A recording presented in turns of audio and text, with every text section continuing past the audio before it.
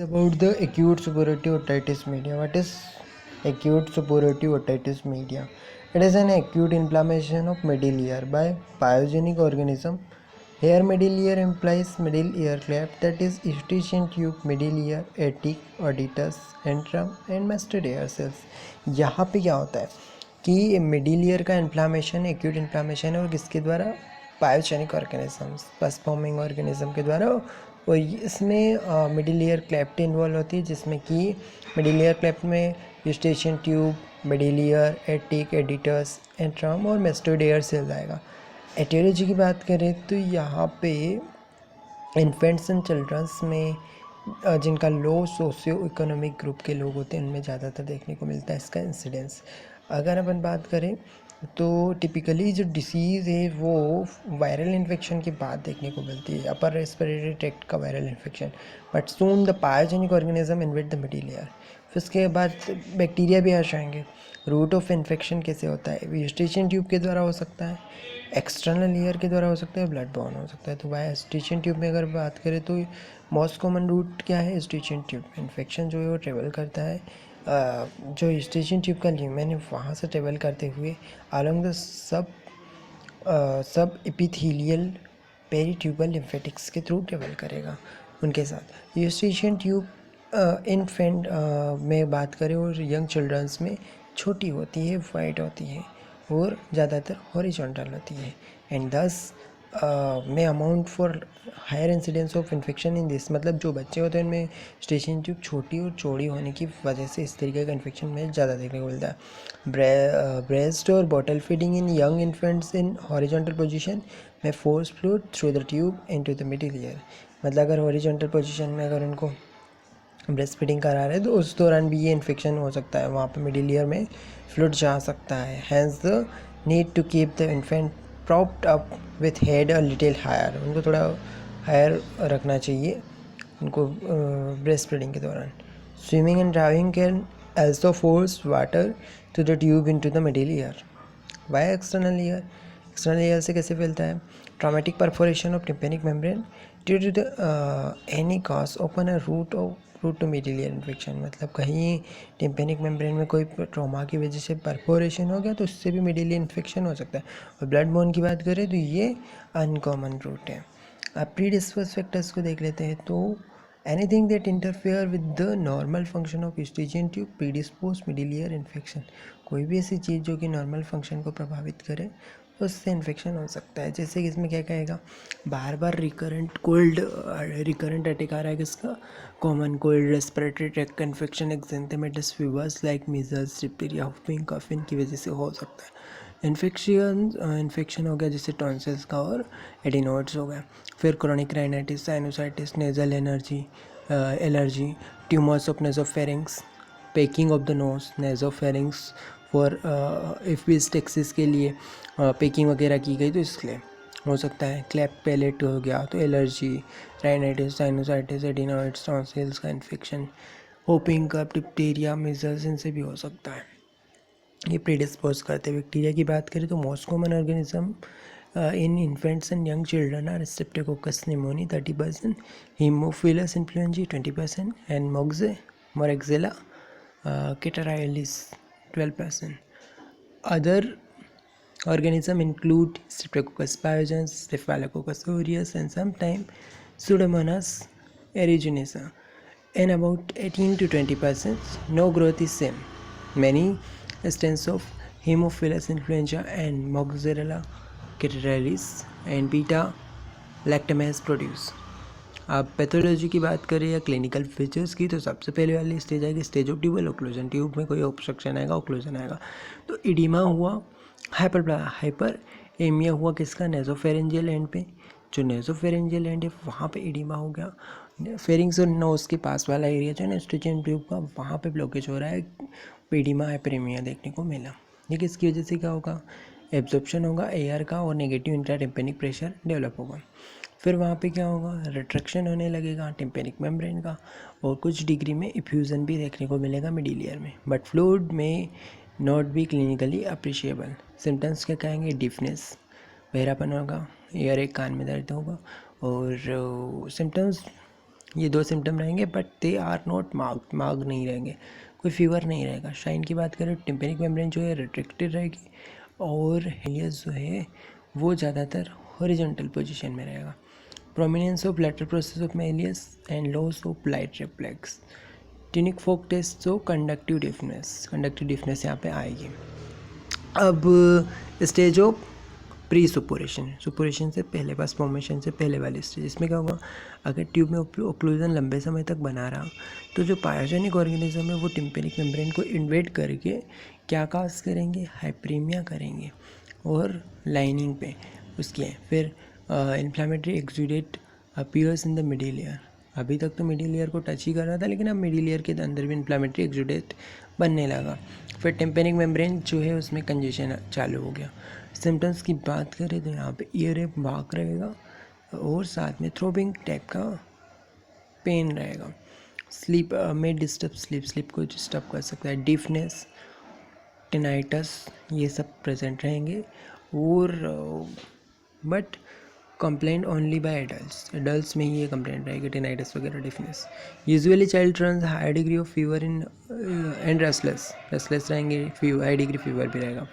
Science की बात करें तो to begin with there is congestion of पास्ट टेंसा का क्या रहेगा, कंजेशन, और lace of blood vessel appear along the handle of malleus at the periphery of tympanic membrane imparting it's cart wheel appearance. यहाँ पे याद रखना है आपको, स्टेज ऑफ प्रीसुपुरेशन में कार्ट व्हील अपीयरेंस रहेगा, ठीक है। और later whole the tympanic membrane include the pars flaccida become uniformly red, फिर पास फ्लैसिडा भी रेड हो जाएगी। फिर ट्यूनिक फोक टेस्ट करेंगे यहाँ पे तो conductive type of hearing loss देखने को मिलेगा। स्टेज ऑफ सुपरेशन में क्या रहेगा, there is a mark formation of pus in the middle ear and some extend in the master air cells. मतलब मिडिल ईयर में पस फॉर्मेशन होने लगेगा, मास्टर एयर सेल्स में भी हो रहा है। टिम्पेनिक मेम्ब्रेन जो है वहाँ पे बल्जिंग होने लगेगी to the point of rupture, जहाँ पे रप्चर हुई वहाँ पे बल्जिंग हो जाएगी। सिम्टम्स में ईयर एक जो रहेगा, ठीक है, एक्सक्रूएटिंग टाइप का ईयर एक रहेगा, और टिफनेस इंक्रीज हो जाएगी, और चाइल्ड में run fever of 102 to 103 degree Fahrenheit इसमें फीवर रहेगा। वॉमिटिंग एंड कन्वल्जेंस भी हो सकते हैं। साइंस की बात करें, टिम्पेनिक मेम्ब्रेन जो है रेड बल्जिंग रहेगी, और loss of landmark. Handle of malleus जो है उसमें क्या रहेगा, may be angled by the swollen and protruding tympanic membrane and may be discernible. A yellow spot may be seen on the tympanic membrane when rupture is imminent. In pre-antibiotic era, one could see a nipple like protrusion. यहाँ पे nipple like protrusion देखने को मिलेगा tympanic membrane का, ठीक है। With yellow spot on it's smooth tenderness में भी elected over the mastoid antrum. X-ray of mastoid will show clouding of hair cells become exudate. और स्टेज ऑफ रिजोल्यूशन में क्या होगा, यहाँ पे tympanic membrane rupture with release of pus and subsidence of symptom. यहाँ पे सिम्टम्स आने लगेंगे, इन्फ्लामेटरी प्रोसेस जो है वो रिजोल्व होने लगेगी। प्रॉपर ट्रीटमेंट स्टार्टेड अर्ली, और if the infection was mild resolution में start even without rupture of tympanic, मतलब खुद से ही रिजोल्व हो जाएगा, कोई टिम्पेनिक मेम्ब्रेन में रप्चर नहीं होगा। ट्रीटमेंट सही टाइम पे मिल गया तो, या माइल्ड लेवल का सुपरेशन है तो। सिम्टम्स की बात करें तो विथ इवेक्यूशन ऑफ पस ईयर एक इज रिलीव्ड। जैसे ही पस निकलेगा तो ईयर एक चला जाएगा, फीवर जो है वो भी कम होने लगेगा, वो चाइल्ड फील्स बेटर। साइंस की बात करें तो एक्सटर्नल ऑडिटरी कैनाल जो है इसमें ब्लड टीनेज डिस्चार्ज देखने को मिल सकता है, और बाद में म्यूकोपुरुलेंट आ सकता है। Some perforation is seen in the anterior inferior quadrant of the पास्ट tensa. Hyperaemia of the tympanic membrane begin up subside with return to normal colour and landmark. तो एक्सटर्नल ऑडिटरी कैनाल में ब्लड टिंज स्टेन देखने को मिल सकती है, म्यूकोपुरुलेंट discharge आ सकता है, और छोटा मोटा परफोरेशन भी हो सकता है एंटीरियर इन्फीरियर क्वाड्रेंट ऑफ पास्ट टेंसा में। हाइपरेमिया रहेगा टिम्पेनिक मेम्ब्रेन में। स्टेज ऑफ कॉम्प्लिकेशन की बात करें तो यहाँ पे virulence of organism is high, अगर वायरुलेंस ज़्यादा है, डिसीज प्रोड्यूसिंग कैपेसिटी ज़्यादा है, रेजिस्टेंस पेशेंट का कम है, रेजोल्यूशन नहीं हो रहा है, तो वहाँ पे इन्फेक्शन फैल सकता है। मिडिल ईयर में it may lead to acute mastoiditis, periosteal abscess, facial paralysis, labyrinthitis, petrositis, extradural abscess, meningitis, brain abscess, lateral sinus thrombophlebitis हो सकता है। ट्रीटमेंट की बात करें तो एंटीबैक्टीरियल थेरेपी जैसे कि फीवर को सबसाइड करने के लिए, एयर एक के लिए, और most common organism staphylococcus pneumonia Haemophilus influenza के लिए ड्रग्स यूज़ करते हैं, एम्पिसिलिन वगैरह, एमोक्सिसिलिन। एलर्जिक रहता है जिनको पेनिसिलिन के प्रति, उनको देंगे सेफाक्लोर और cotrimoxazole, erythromycin. In case where beta lactamase producing H. influenzae or M. catarrhalis are isolated antibiotics like amoxicillin, clavulanate, augmentin और सेफ्रोक्सिम देंगे, सेफेक्सिम। एंटीबैक्टीरियल थेरेपी यूज़ करते हैं मेनली। इसके अलावा क्या देंगे हम, decongestant nasal drops, ephedrine nose drop और ऑक्सीमेटाजोलिन, नेजिविनियन, ज़ाइलोमेटाजोलिन और ट्रियन, ये यूज़ करते हैं।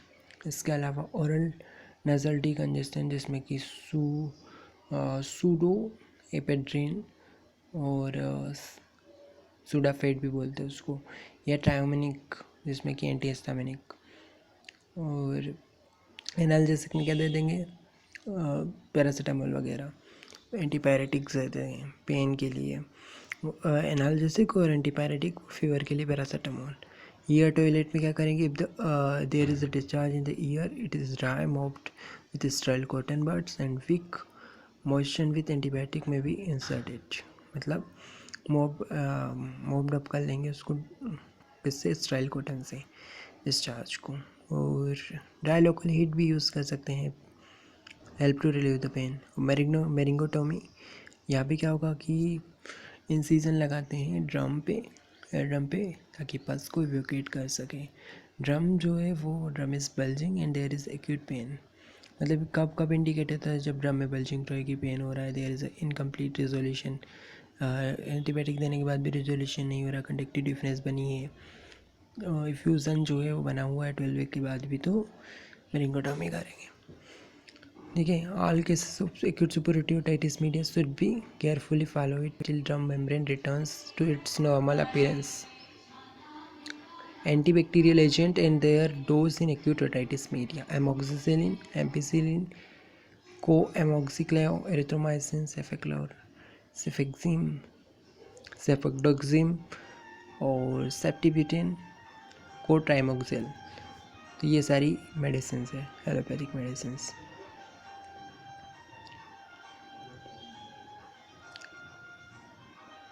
अब हम बात करते हैं इसका फ्लो चार्ट की। तो एक्यूट ओटाइटिस मीडिया में सबसे पहले एंटीबायोटिक थेरेपी देंगे, अगर इससे देखेंगे 48 to 72 आवर्स के लिए। फिर वहाँ पे ईयर एक एंड फीवर अगर बना हुआ है, परसिस्ट है या बढ़ रहा है, तो हम अनदर एंटीबैक्टीरियल थेरेपी देंगे 10 डेज़ के लिए। मेरिंगोटोमी कर सकते हैं या culture and specific antimicrobial therapy देंगे 10 डेज़ के लिए। कंप्लीट रिजोल्यूशन हो गया तो ठीक है, अगर फ्लूइड परसिस्टेंट है, ईयर एक एंड फीवर बना हुआ है, तो उसको पीरियडिक चेक करेंगे 12 वीक के लिए। फिर कंप्लीट रिजोल्यूशन होगा तो अच्छी बात है, नहीं हुआ, परसिस्टेंट इफ्यूज़न बना हुआ है, तो वहाँ पे ओटाइटिस मीडिया को इफ्यूज़न के द्वारा ट्रीट करेंगे। अगर वो रिस्पॉन्स अच्छा कर रहा था तो उसको ट्रीटमेंट को 10 डेज़ के लिए कंटिन्यू करते हैं, तो सही हो जाता है resolution.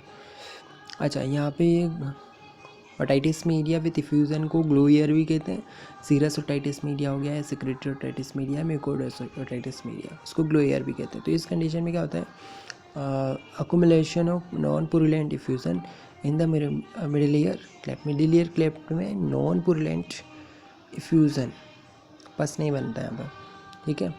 Often the effusion is thick विस्किट, thick रहेगा, विस्किट रहेगा, इसीलिए इसको ग्लो ईयर कहते हैं, ठीक है। कभी कभी ये थिन भी हो सकता है, सीरियस हो सकता है। Fluid is nearly sterile and the condition most commonly in school going childrens में देखने को मिलती है। पैथोजेनेसिस की बात करें तो malfunctioning of the eustachian tube, increase secretory activity of the middle ear mucosa. Aetiology में malfunctioning of eustachian tube में क्या किया जाएगा, adenoid hypoplasia, chronic rhinitis, sinusitis, ठीक है, chronic tonsillitis, benign and malignant tumours of nasopharynx और palatal defects, allergy हो सकती है, ठीक है, और फूड स्टफ से या एनएलएंड्स की वजह से। और unresolved otitis media, superlative type का एक्यूट ओटाइटिस मीडिया था, वो रिजोल्यूशन नहीं हुआ, तो उसके बाद ये हो सकता है ग्लोयर। और वायरल इन्फेक्शन भी हो सकते हैं, ठीक है, राइनो वायरस होगा, रेस्पिरेटरी ट्रैक्ट के लिए इन्फेक्शन। सिम्टम्स की बात करें तो इसमें हियरिंग लॉस रहेगा, ठीक है, और इन सीरियस ऑनसेट रहेगा हियरिंग लॉस का और रेयरली एक्सीड 40 डेसिबल। अब delayed in defective speech defect हो जाएगा और माइल्ड ईयरिंग देखने को मिल सकता है। ऑटोस्कोपिक फाइंडिंग में अपन को टिम्पेनिक मेम्ब्रेन जो है वो dull opaque with loss of light reflex, yellow grey bluish in colour appearance की बात करें तो। और हियरिंग टेस्ट यूनिक वॉक टेस्ट करेंगे तो उसमें कंडक्टिव लॉस मिलेगा, ठीक है। ऑडियोमेट्री करेंगे तो वहाँ पे 20 to 40 decibel conductive hearing loss देखने को मिल सकता है ग्लू ईयर में। और इम्पेडेंस ऑडियोमेट्री करते हैं तो ऑब्जेक्टिव टेस्ट है ये चिल्ड्रंस और इन्फेंट में, जिसमें कि presence of fluid indicated by the reduce compliance and flow curve with shift to negative sides. X ray में स्टेरॉइड कराएंगे। There is a clouding of air cells due to the fluid. Treatment decongestant दे देंगे, ठीक है, और anti allergic दे देंगे, antibiotics दे देंगे, मिडिल ईयर एरिएशन कराएंगे। सर्जरी में myringotomy and aspiration of fluid, grommet insertion और टिम्पेनोटोमी और cortical mastectomy surgical treatment for causative factors.